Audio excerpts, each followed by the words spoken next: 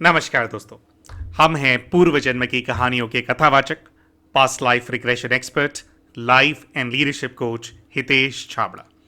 प्यारे दोस्तों, हमारे आज के इस वीडियो के अंदर हम कहानी लेकर के आए हैं एक ऐसे भाई की जो कि सर से लेकर पांव तक न जाने कितनी सारी बीमारियों से ग्रसित हैं, जिसकी वजह से वो बहुत ज़्यादा अपने जीवन के अंदर परेशान चल रहे हैं।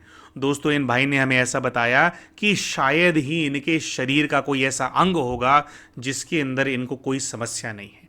उदाहरण के तौर पे इन्होंने बताया कि अगर ये केवल अपने चेहरे के ऊपर का जो गले के ऊपर का भाग होता है, इसी की ही बात करें तो इसके अंदर ही इनको 4 से 5 अलग अलग प्रकार की समस्याएं हैं। इन्होंने बताया कि इनको भयंकर डैंड्रफ है, इनके बाल झड़ने लग गए हैं, ये गंजे होने लग गए हैं। इन्होंने बताया कि पिछले कुछ सालों में इनकी जो आई साइट है वो भी बहुत कम हो गई है। इन्होंने बताया जो इनके दांत हैं, अभी पिछले कुछ सालों में ऐसा हुआ है इनके सारे दांत घिस से गए हैं, जैसे दांत अपने आप ही खत्म होते जा रहे हों, और सारे इनके जो मुंह है उसके अंदर इनको सेंसिटिविटी की प्रॉब्लम है।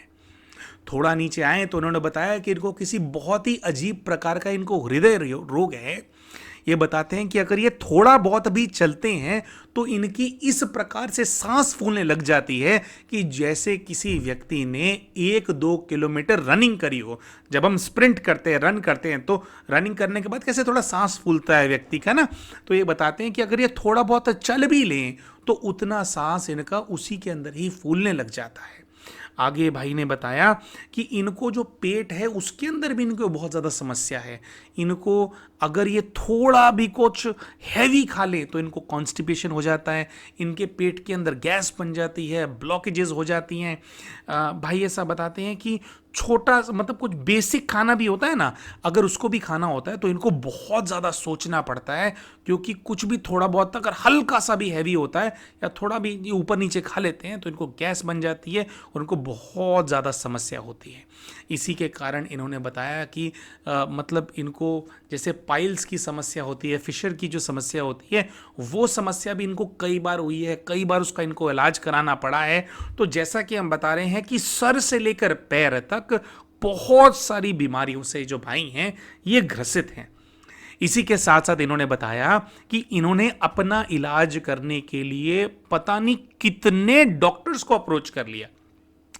एलोपैथी, होम्योपैथी, आयुर्वेदिक, हर प्रकार का ट्रीटमेंट लेकर के इन्होंने देख लिया है, लेकिन जो इनकी परिस्थिति है उससे ये बाहर नहीं आ पा रहे हैं।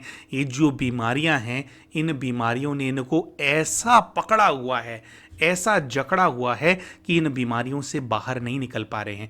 ये बताते हैं कि जब भी ये किसी नए डॉक्टर के पास जाते हैं, वो दवाई देता है तो 10-15 दिन तो इनको आराम आता है, लेकिन फिर नए डॉक्टर की जो दवाई है वो काम करना बंद कर देती है। किसी और डॉक्टर को पकड़ेंगे, फिर 10-15 दिन दवाइयाँ काम करेंगी, 10-15 दिन के बाद दवाइयाँ काम करनी बंद कर जाती हैं। इन्होंने बहुत प्रयास कर लिए हैं, लेकिन अपनी जो इनकी शारीरिक व्याधियाँ हैं उनसे ये नहीं उबर पा रहे हैं।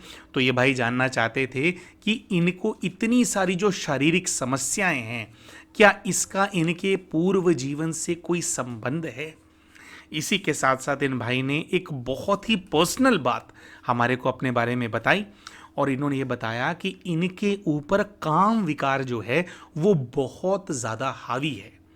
लगभग अपने जो इनका दिन होता है, दिन के अंदर ये बताते हैं कि लगभग हर दूसरे क्षण इनको भोग वासना से संबंधित विचार इनके माइंड में आते रहते हैं।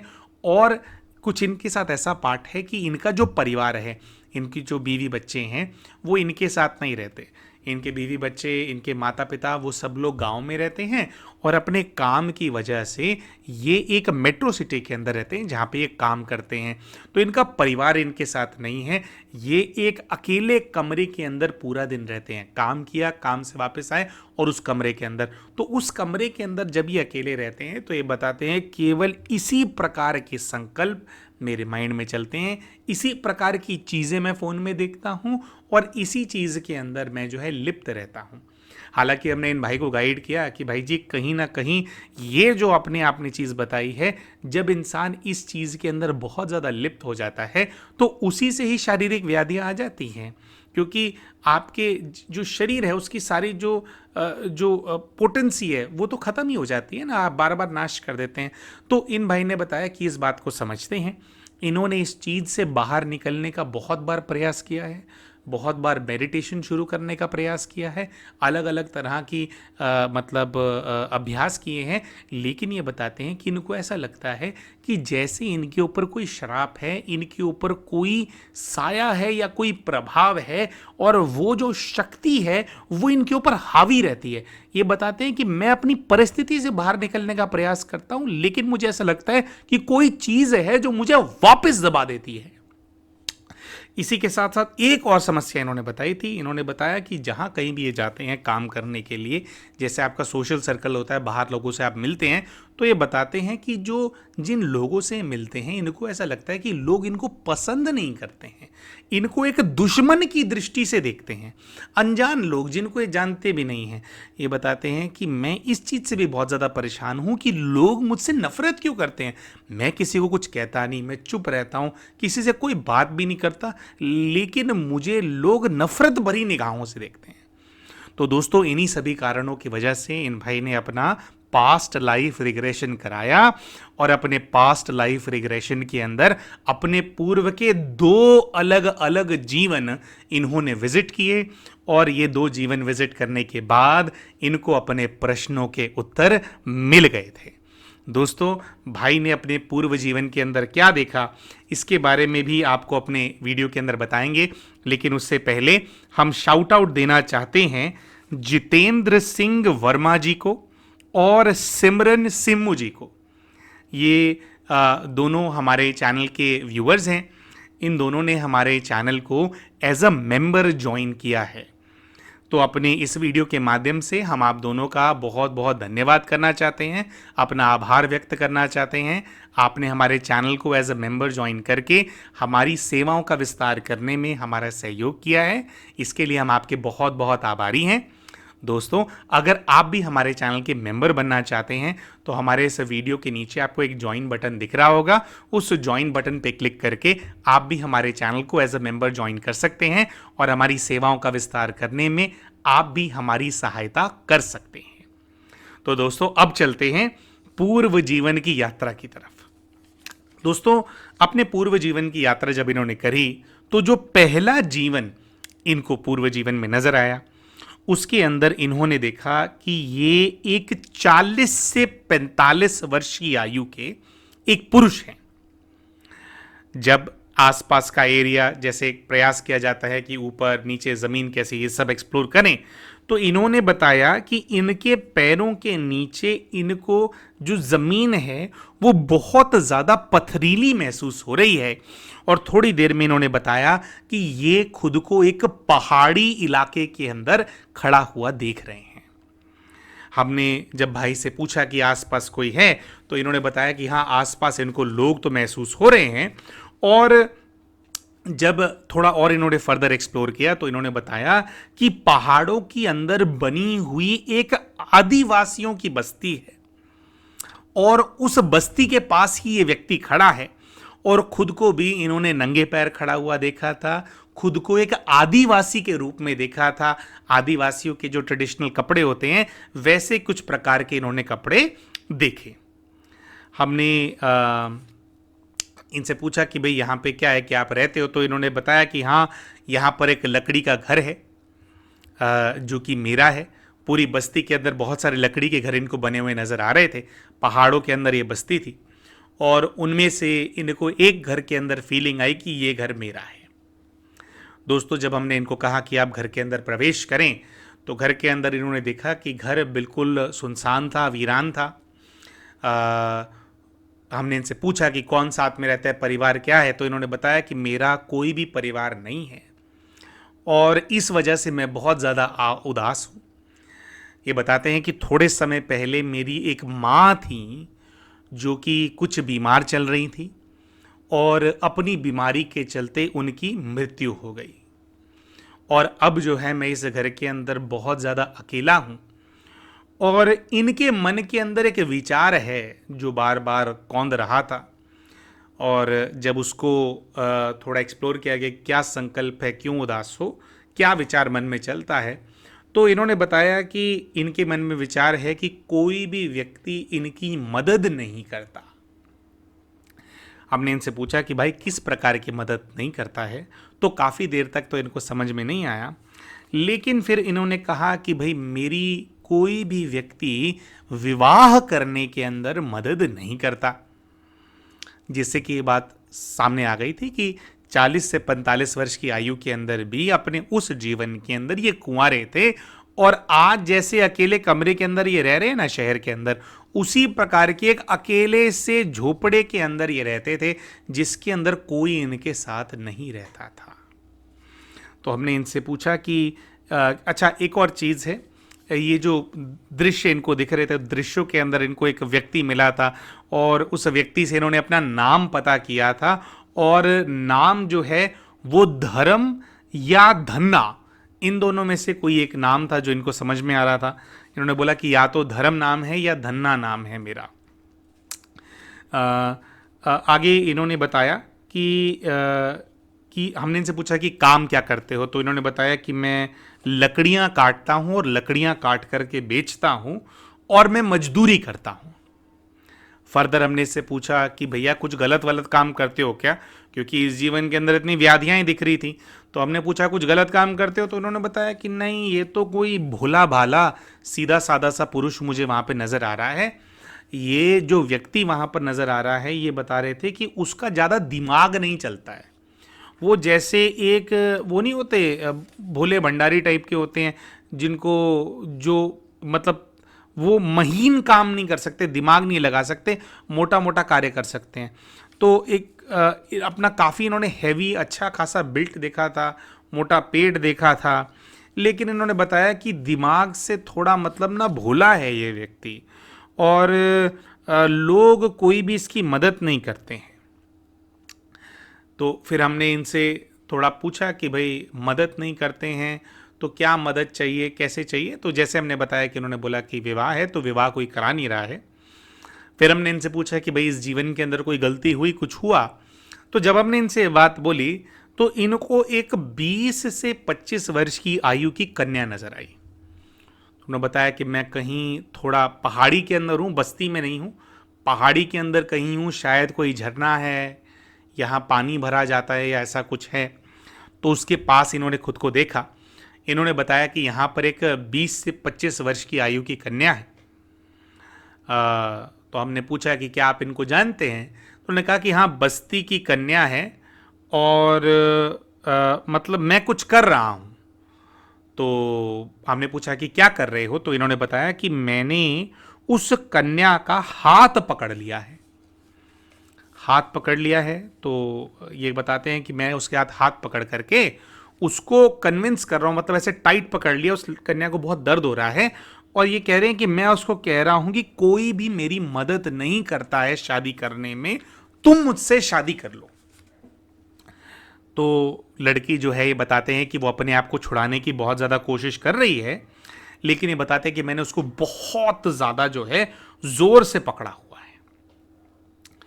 तो हमने पूछा कि भाई आपने हाथ पकड़ा हुआ था तो क्या कोई और बदतमीजी भी करी है, क्योंकि मतलब दृश्य से ऐसा ही लग रहा था कि शायद ऐसा कुछ भी करा हो।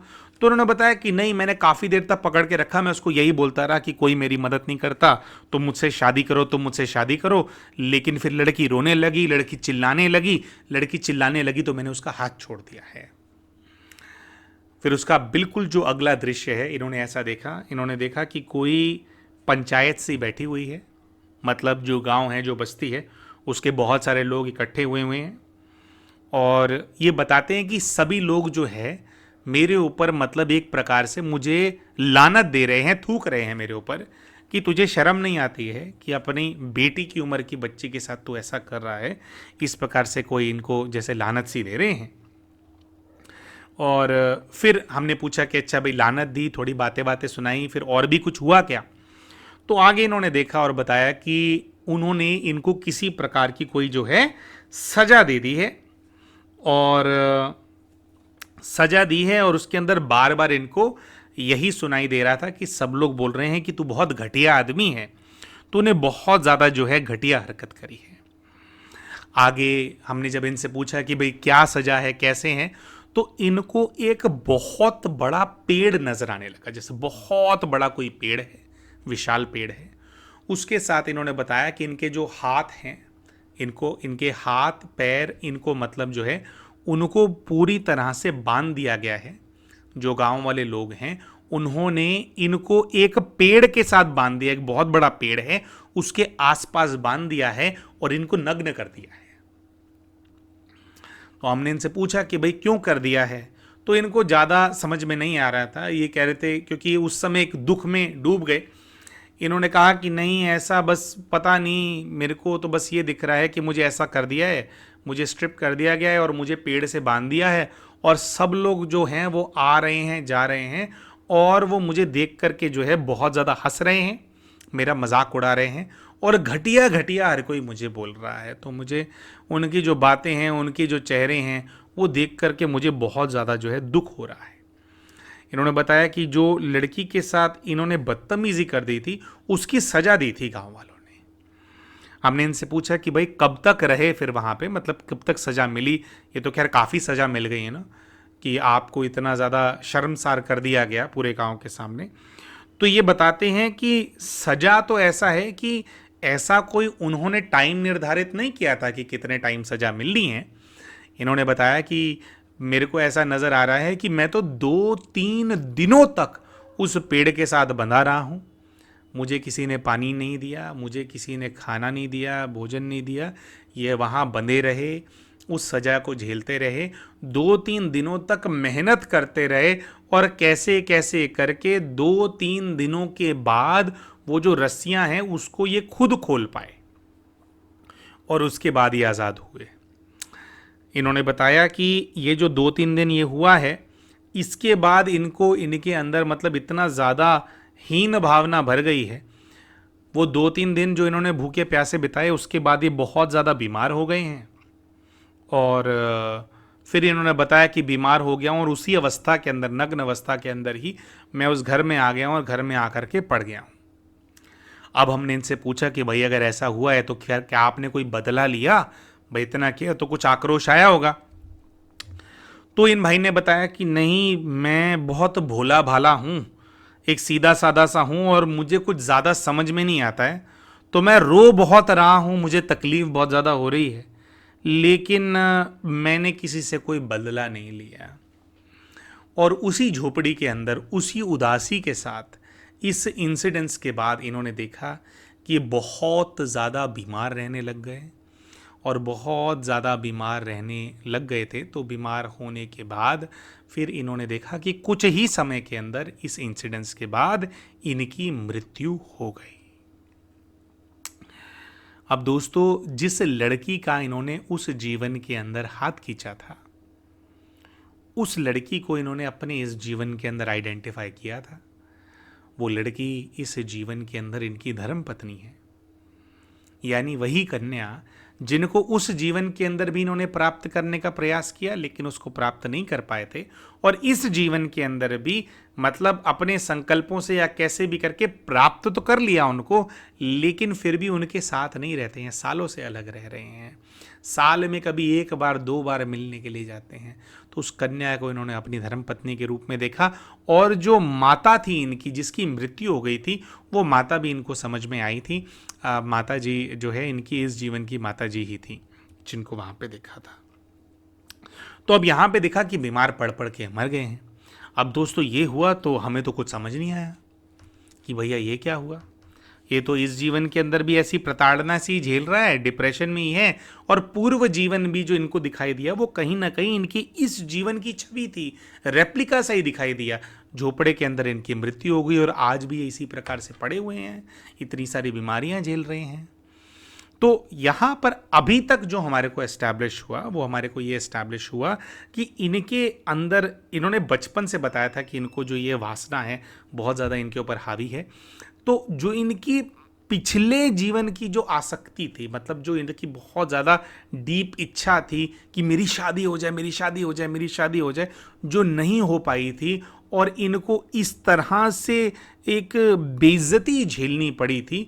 तो हमें पर्सनली ऐसा लगता है कि कि शायद उसी का ही एक जैसे पर्सनालिटी के ऊपर आपके प्रभाव आ जाता है ना, वो चीज़ जैसे आपके मन में बस जाती है कि मुझे ये करना है, मुझे ये चाहिए, तो वो चीज़ कहीं ना कहीं इनके नेचर में अगले जीवन के अंदर कैरी फॉरवर्ड हो गई, जिसकी वजह से इनके ऊपर ये जो वासना का जो भूत है वो बहुत ज़्यादा हावी है। तो दोस्तों इतना ही समझ में आया था, लेकिन फिर भी ये समझ में नहीं आया था कि ऐसा प्रकृति का ऐसा कौन सा इन्होंने क्या पाप कर दिया इन्होंने जिसकी वजह से इतनी सारी व्याधियां हैं। अब भैया जो हुआ था काफ़ी कुछ तो झेल ही लिया था, सजा ठीक ठाक मिली गई थी पिछले जीवन के अंदर जो बदतमीजी इन्होंने करी थी, तो अभी भी क्यों कैरी फॉरवर्ड हो रहा है। तो हमें लगा कि कुछ तो इसके अंदर हिसाब किताब अभी है। तो जैसे प्रोसेस होता है, इनको इनके स्पिरिचुअल गाइड के पास भेजा गया। स्पिरिचुअल गाइड से प्रश्न पूछे कि कहानी कुछ अधूरी सी लगी है तो आप जवाब दें। तो स्पिरिचुअल गाइड ने इनको आदेश दिया कि बच्चे और पीछे जाओ, जवाब तुम्हारा और पिछले किसी जन्म के अंदर इंतजार कर रहे हैं। और दोस्तों अब जो इन्होंने जन्म देखा वहां से समझ में आया कि जो भी चल रहा था वहां से इनके ऊपर ये चीज आई, और पिछले जन्म में और इस जन्म में ये उस चीज को भोग रहे हैं जो पिछले से पिछले जन्म में इनके साथ हुआ था। तो दोस्तों अब हम बात करते हैं कि पिछले से पिछला जन्म फिर जो देखा, तो इनके स्पिरिचुअल गाइड ने इनको एक और पीछे के जन्म में इनको भेजा। दोस्तों जब ये इस जन्म के अंदर गए, इस जीवन के अंदर भी इन्होंने खुद को एक पुरुष के रूप में देखा, लेकिन इस बार जो पुरुष इनको नजर आ रहा था वह लगभग 50 से 60 वर्ष की आयु का था। पुरुष को जब इन्होंने देखा तो उसके हाव भाव से, उसके कपड़ों से, उसको जब इन्होंने सेंस किया अपने उस स्वरूप को, तो उन्होंने देखा कि यह पुरुष एक गांव के अंदर जमींदार है। पुरुष को देखा तो इन्होंने देखा कि इसने सफेद रंग के कपड़े पहने हुए हैं, और जैसा इन्होंने एक्सप्लेन किया कि इन्होंने अपने हाथ में क्रॉस वाली एक लकड़ी पकड़ी हुई है। क्रॉस वाली लकड़ी यानी जैसे वो पकड़ के चलने वाली लकड़ी होती है ना, वैसे पकड़ी हुई है। कोई बहुत ही स्टाइलिश सी, मतलब महंगी लकड़ी पकड़ी हुई है। तो ये बताते हैं कि इस गांव के जो सभी लोग हैं, ये इन्होंने ऐसा देखा है कि जो जमींदार है वो गांव में चल रहा है, गांव के सभी लोग जो है वो इसको देख रहे हैं, और इन्होंने बताया कि सभी गांव वालों की जो आंखें हैं उस आंखों के अंदर इनको अपने लिए डर नजर आ रहा है। हमने पूछा कि डर क्यों नजर आ रहा है, तो इन्होंने बताया कि ये जो व्यक्ति चल रहा है, जो मैं ही हूं, ये एक बहुत ही क्रूर किस्म का इंसान है। हमने पूछा कि क्यों क्रूर किस्म का इंसान है, तो इन्होंने बताया कि ये क्रूर है क्योंकि ये जबरदस्ती सबका अनाज छीन लेता है, जबरदस्ती सबका अनाज छीन लेता है, सबके पशु छीन लेता है। दोस्तों गांव के अंदर लोगों का क्या होता है, या तो उनके पास धन धान्य होता है जो उन्होंने अपने खेतों में खेती करी होती है, जो भी फसल उगाई होती है, या तो वो उनकी संपत्ति होती है पुराने समय में, या फिर अभी जो उनकी जो पशुधन होता है, गऊ होगी, भैंस होगी, उनके पास बकरियां होंगी, ये उनका धन होता है जिससे गांव के लोग जो है भरण पोषण करते हैं। तो ये बताते हैं कि जबरदस्ती अनाज और पशु ये लोगों के छीन लेता है, ये बहुत क्रूर है। आगे इन्होंने बताया कि ये लोगों को सजा देता रहता है। हमने इनसे पूछा कि भैया किस तरह की सजा देता है, तो ये बताते हैं कि इनके आसपास लगभग 10 पहलवान चल रहे हैं। पहलवानों का मतलब ये है कि अच्छे खासे लंबे चौड़े लोग, मतलब बड़ी बड़ी मूंछों वाले, जो कि मतलब एक वो होता है ना, कोई जमींदार आदमी अपने साथ लेकर के चलता है लोगों को धमकाने के लिए, लठ लेकर के पहलवान इस व्यक्ति के साथ चलते हैं, और ये जिस किसी भी व्यक्ति के ऊपर आदेश करता है वो सभी लोग उस व्यक्ति के ऊपर ये लठ बरसाने लग जाते हैं। तो ये कहीं पर भी, मतलब शुरू में इनको रैंडम दृश्य नजर आ रहे थे, इनको ये था कि ये छीन लेता है, छीन लेता है, क्यों छीन लेता है इनको नहीं समझ में आ रहा था। जब थोड़ा और इनको हमने फोर्स किया कि एग्जैक्टली देखो क्यों छीन रहा है, कोई कारण होगा, तो इनको एक दृश्य नजर आएगा कि ये किसी के घर के सामने जाकर के खड़े हो गए हैं, और वहां पर ये जोर जोर से जो व्यक्ति उस घर के अंदर रहता है उसको आवाज लगा रहे हैं कि तुम बाहर निकलो। जब वो व्यक्ति बाहर निकलता है तो ये देखते हैं कि ये उससे अनाज की डिमांड कर रहे हैं कि अनाज दो। अब ये बताते हैं कि वो व्यक्ति कह रहा है कि मेरे घर में जो मेरा बच्चा है, उसका एक छोटा सा बच्चा था। वो व्यक्ति बता रहा है कि उसका जो छोटा सा बच्चा है वो बहुत समय से बीमार चल रहा है, बहुत ज़्यादा बच्चा तकलीफ़ में है। क्योंकि बच्चा बहुत ज़्यादा तकलीफ़ में है तो उसकी बीमारी के ऊपर बहुत ज़्यादा पैसा खर्च हो रहा है। अब ये पैसा जो उस बच्चे की बीमारी के ऊपर खर्च हो रहा है, इसकी वजह से उसके पास इतनी बचत नहीं हुई है कि जो इनको अनाज उसको देना है वो अनाज दे सके। आपने इनसे पूछा कि भाई आप अनाज मांग क्यों रहे हो लोगों के पास जाकर के, तो इन्होंने बताया कि इनका कुछ ऐसा हिसाब किताब है कि ये जमींदार हैं, ये किसानों को अपनी ज़मीन देते हैं उसके ऊपर फसल उगाने के लिए, मतलब फसल उगाने के लिए अपनी ज़मीन देते हैं और इनका किसानों के साथ कुछ करार होता है कि ज़मीन मेरी, खेती तुम करोगे, और उसके अंदर फिर कुछ ऐसा होता है कि कुछ अनाज वो रखेंगे और कुछ अनाज इनको मिलेगा, या शायद कुछ ऐसा होता है कि इनका कुछ फिक्स्ड एक्सपेक्टेशन है कि इतना अनाज मेरे को चाहिए, तुम खेती कर लो, मुझे इतना अनाज चाहिए, और वही अनाज ये लोगों से कलेक्ट करने के लिए आया है। लेकिन ये देखता है कि ये जिस व्यक्ति से मांग रहा है वो इसको बता रहा है कि मैं अनाज देने में आपको असमर्थ हूँ, क्योंकि मेरा बहुत ज़्यादा जो बेटा है वो बीमार है। वो देखता है कि उसकी जो जिस व्यक्ति से बात कर रहा था उसकी एक पत्नी भी है, वो पत्नी भी बहुत परेशान है, वो हाथ जोड़ रही है इनके आगे कि आप हमें माफ़ कर दीजिए, हम नहीं कर पाए, बच्चे को हम संभाल रहे हैं, बहुत खर्चा हो रहा है और बच्चे की बहुत बुरी हालत है। लेकिन दोस्तों ये बताते हैं कि मुझे उन लोगों के ऊपर तरस सा नहीं आ रहा है, अपना जो मेरे को उनसे अनाज चाहिए उस चीज़ को लेकर के मैं बहुत ज़्यादा स्ट्रिक्ट हूँ। तो ये बताते हैं कि घर के बाहर आकर के वो लोग ये सारी बातें कर रहे थे, एक्सप्लेन कर रहे थे, तो इन्होंने उसकी बात नहीं सुनी है और इन्होंने बोला है कि मुझे कोई मतलब नहीं है, मुझे कुछ नहीं सुनना है। इन्होंने अपने आदमियों को ऑर्डर दिया है कि तुम जाओ और अनाज निकाल करके लेकर के आओ। अगला जो दृश्य ये देखते हैं उसमें इनको नजर आता है कि उस व्यक्ति के घर के अंदर जो उनके भरण पोषण के लिए जो थोड़ा बहुत अनाज पड़ा था, वो सारा अनाज इनके लोग जो है निकाल करके ले आए हैं, उसको इन्होंने अपने कब्जे में कर लिया है।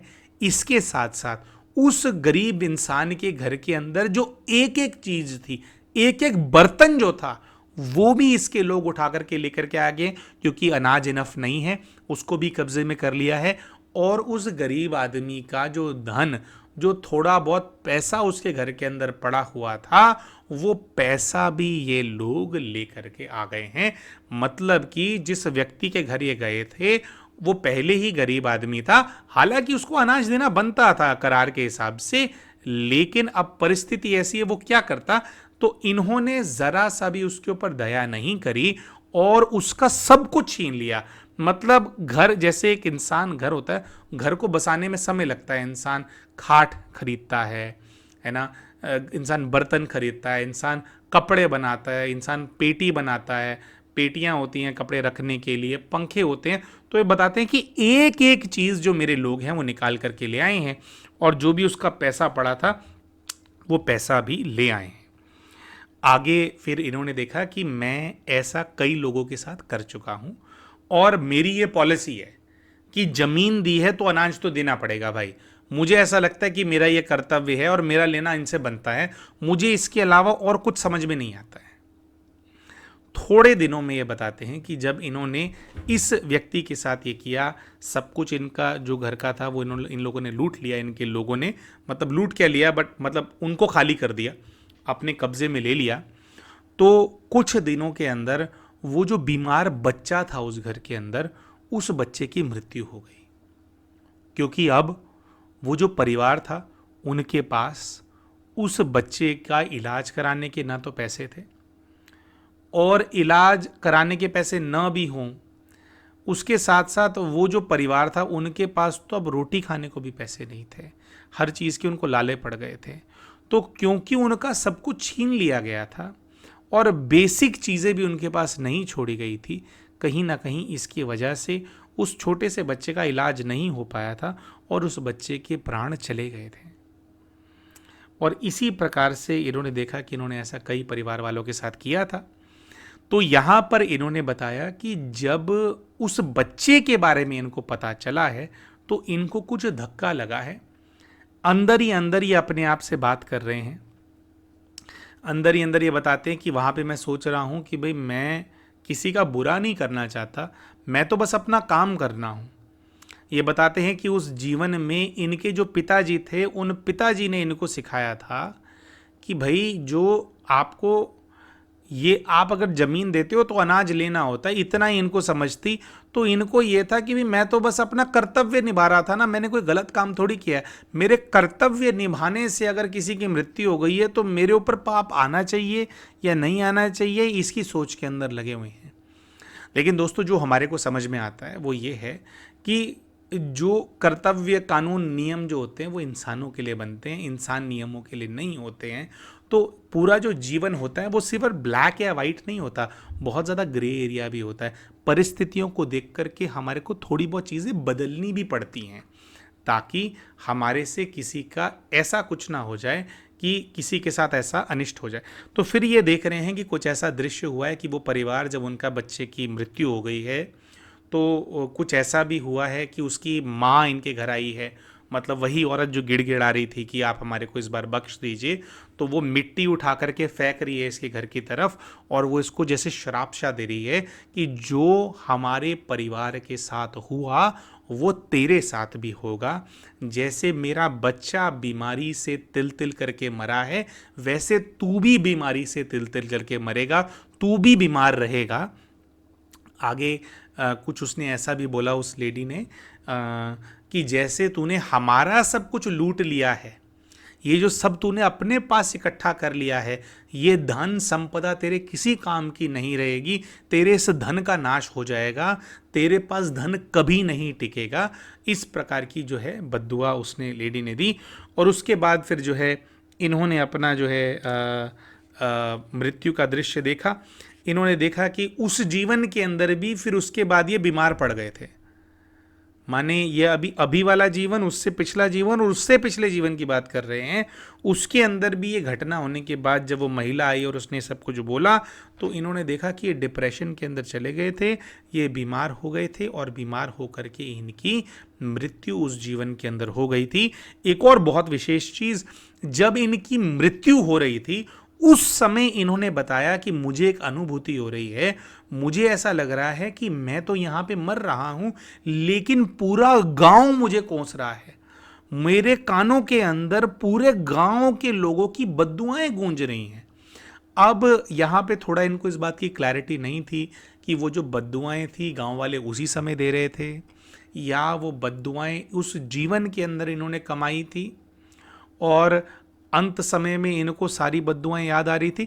लेकिन ये बताते हैं कि इनके कानों के अंदर बहुत सारे लोगों की बद्दुआएं गूंज रही थी जो अलग अलग प्रकार की इनको बद्दुआएं दे रहे थे, इनको श्राप दे रहे थे। तो ये दृश्य हो गया दोस्तों। दृश्य होने के बाद फिर जो प्रोसेस होता है, इनको वापस स्पिरिचुअल गाइड के पास भेजा गया।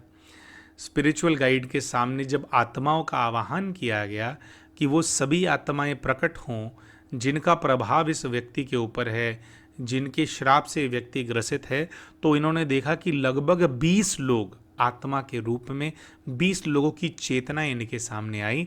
हमने कुछ इनको क्षमा योग भी करवाया कि आप इनसे क्षमा मांगें, आप इनको बताएं कि अब 3 जन्म हो गए हैं आपके, जब से आप इनके श्राप को झेल रहे हैं, अभी आपको माफ़ कर दें, आप उनसे सच्चे दिल से माफ़ी मांगे।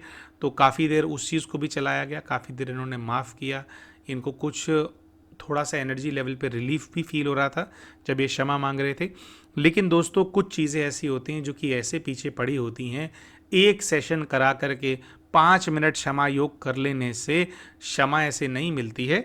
तो हमने इन भाई को रेकमेंड किया कि आपको जी जान से क्षमा योग करने के प्रति आपको जागरूक होना पड़ेगा। आपको रोज़ हमने तो यही रेकमेंड किया कि भैया आप ये ना सोचो कि 5 मिनट 10 मिनट कोई टोटका कोई आपको बता दे कि आप प्रभाव से मुक्त हो जाओगे। इन आत्माओं का बहुत प्रभाव आपके ऊपर है, आपने उस जीवन में बहुत इनको प्रताड़ित किया होगा। हालांकि सब कुछ पूर्व जीवन के दृश्य में नहीं दिखा, एक मेन ही दृश्य इनको दिखाई दिया था, लेकिन जैसे सभी आत्माएं सामने आ गई थी और उनके वो गूंज रहे थे, तो हमने बताया कि बहुतों के साथ आपने ऐसा किया होगा। तो इनको निरंतर क्षमा योग का अभ्यास करने की हमने सलाह दी, योग सीखने की सलाह दी और इसके प्रति पुरुषार्थ करने की सलाह दी। दोस्तों, हम आशा करते हैं कि जो कहानी हमने आज आप सभी के सामने प्रस्तुत की है, ये कहानी से आपको कुछ ना कुछ शिक्षा ज़रूर मिली होगी। वीडियो अगर आपको पसंद आया हो, कहानी पसंद आई हो, तो वीडियो को लाइक ज़रूर करें। चैनल अभी तक सब्सक्राइब नहीं किया तो चैनल को सब्सक्राइब भी कर लें और वीडियो में कमेंट करके बताएं कि आज की कहानी में आपको क्या अच्छा लगा। मिलते हैं आपसे अपने अगले वीडियो के अंदर। नमस्कार।